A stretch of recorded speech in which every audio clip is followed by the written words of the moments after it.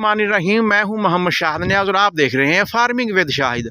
तो मेरे मज़ीद किसानों, हमारी बहुत सारी गंदम की फसल है जो हमने दिसंबर के एंड पे काश्त की है।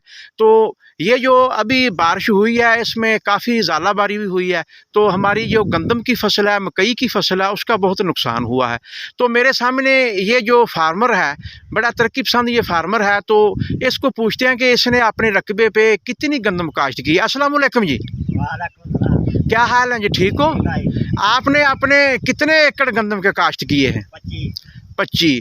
तो आपकी कितनी गंदम गिर गई है ये जो अभी बारिश हुई है? कम से कम 10-15 किले ਦੇ ਵਿੱਚੋਂ गिरी गए। अच्छा, टुकड़ियां च गिरी है या सारी गिर गई? ਟੁਕੜਿਆਂ 'ਚ ਗਿਰੀ ਆ, ਕੋਈ ਉਹਦਾ ਗਿਰੀ ਆ।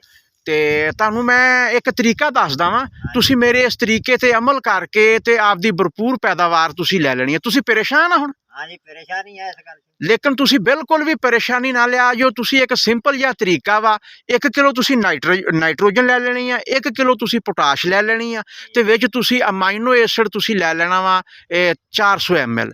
इहदा तुसी महलूल बना लेना। महलूल बना के जिथे तो तुहाडी सारी गंदम गिर गई आ, सारी ते तुसी छिड़का कर दिया जो, ते जे अगर तुहाडी टुकड़ियां च डिग्गी आ ते जिथे जिथे मतलब गिरी आ उत्थे उत्थे तुसी इहदा छिड़का कर दिया जो।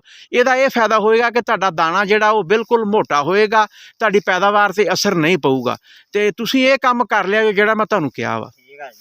ਹਾਂ, ਤੁਸੀਂ ਬਾਜ਼ਾਰੋਂ ਇਹ ਚੀਜ਼ਾਂ ਲੈ ਲੈਣੀਆਂ, ਲੈ ਕੇ ਤੇ ਤੁਸੀਂ ਇਹਦਾ ਛਿੜਕਾਓ ਕਰ ਦੇਣਾ। ਤੇ ਹੁਣ ਤੁਸੀਂ ਪਾਣੀ ਨਹੀਂ ਬਿਲਕੁਲ ਵੀ ਲਾਉਣਾ।